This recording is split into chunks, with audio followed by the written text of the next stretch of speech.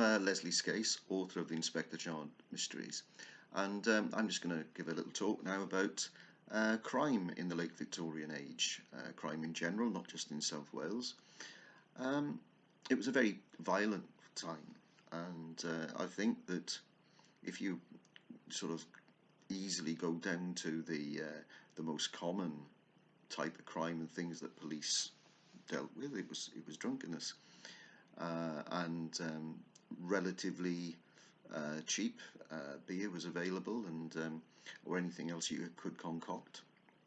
And because people were in dire poverty and they were looking for an escape, unfortunately, it did tend to lead to sad consequences very often, and we'll cover some of those shortly.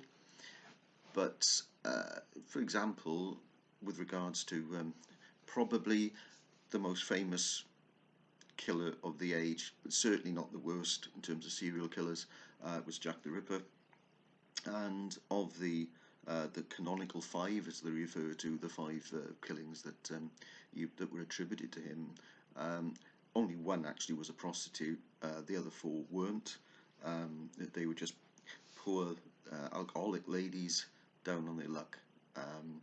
There's a very excellent book by Hayley Rubenhold on the subject, and I would encourage you to read that if you want to know a bit more about it. But really, the downfall was drink, as it was with many people.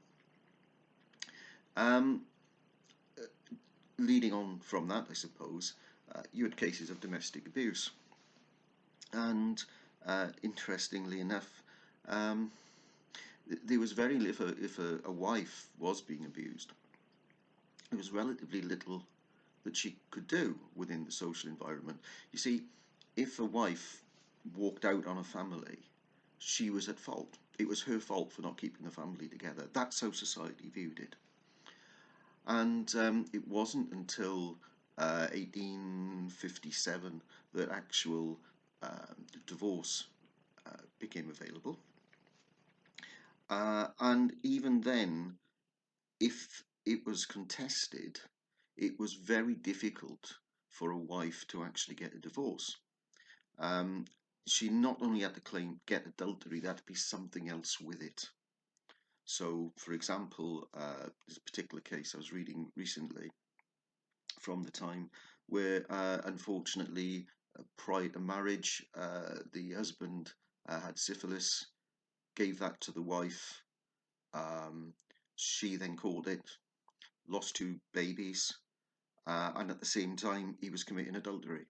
So obviously that divorce was granted, but unless there was something in addition to the adultery, and it was contested, then unfortunately you couldn't get it. They did fetch in subsequently in 1878 legal separation, but that would be where perhaps a husband beat his wife and was taken to the magistrate, and the magistrate could order a legal separation. And the benefit of that was that you were able to at least claim some poor relief without going into a workhouse. And sometimes costs would be given by the magistrate and ordered from the husband. So that at least was some sense of relief. But if you were a single woman, particularly a single woman and with a child, you were quite often in desperate straits. Begging was illegal. Some women did take to prostitution. But really, what was the alternative if you had no money? Well, the answer was the workhouse. And of course, I'm very familiar, obviously, with the town of Pontypridd, and that's where most of the main settings of my first two books have been. And they had a major one on the Graig Hill, which is now the Dewi Sant Hospital. And really, that was seen as being a huge amount of social stigma. Terrible sense of social stigma. It meant that you had failed in life, and you went in there, you were given a uniform. You had to go in there voluntarily. You weren't made to go in the workhouse, so you had to be that desperate. And you were given a rough uniform, and you had to work and really, really work hard. It was meant to be a deterrent from people actually signing in. So some people did turn to prostitution or crime. Um, One of the worst things I've found is that the amount of deaths of young children, where bodies of babies were found, and this is throughout Britain, on a very, very regular basis. And often it's a case of young women getting into trouble. Of course, abortion was illegal. And very often, in fact, the magistrates were quite relatively sympathetic. I mean, even in cases that I've seen where quite clearly the mother has actually exposed the child for death or smothered the child, um, and they may have gone up for murder, but what happens at the end of the day is that they change the charge to neglect or concealing a birth, and the typical sentence 6 to 12 months with hard labour. So, and that's what happened, and I say it's fairly frequent. In terms of children, of course, uh, from the age, despite reform, even as late as 1893, the school leaving age was still only was still 11, and they were even exceptions to get as a get around to that. It wasn't until 1900 that there was a very firm 14, and that's your school leaving age, and it was absolutely compulsory. For young girls, of course, um, the age of consent was um, only 12 until the 1870s, when they decided, well, that's far too young, and they changed it to 13.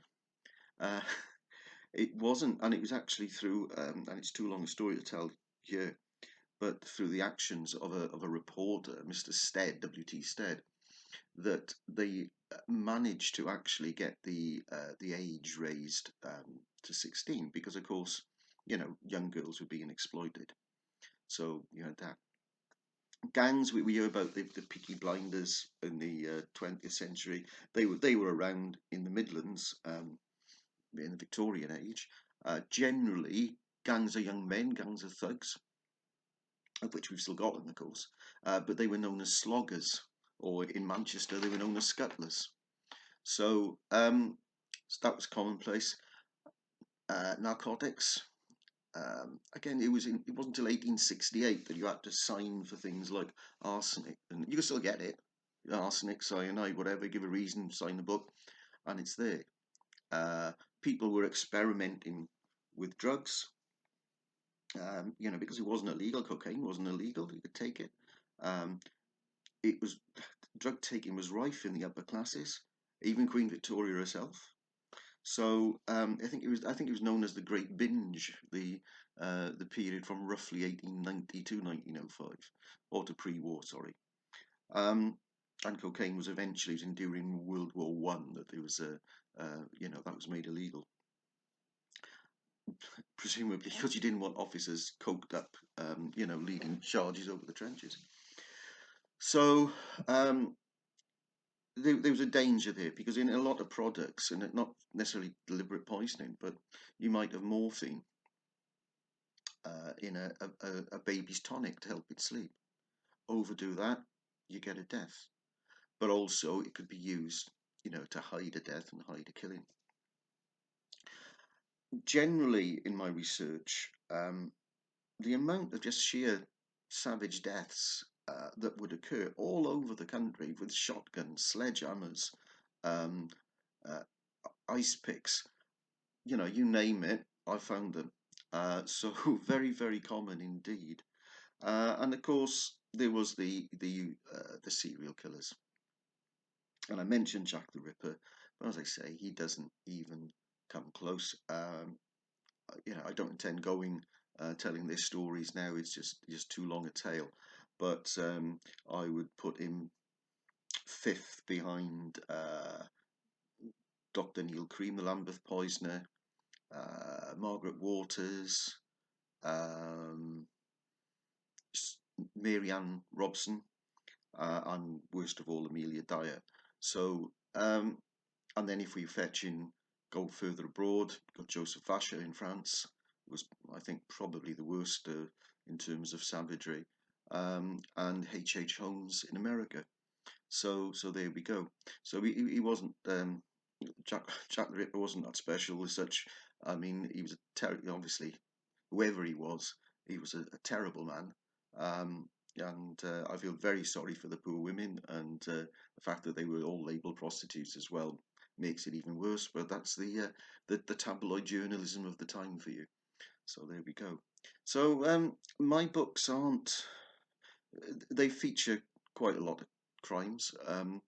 Uh, you don't get as many murders as Midsummer, and they are they vary from a library, quite a lot of humour in them here and there. They can be sort of a little bit grim at times, sort of thing serious where there's been a murder.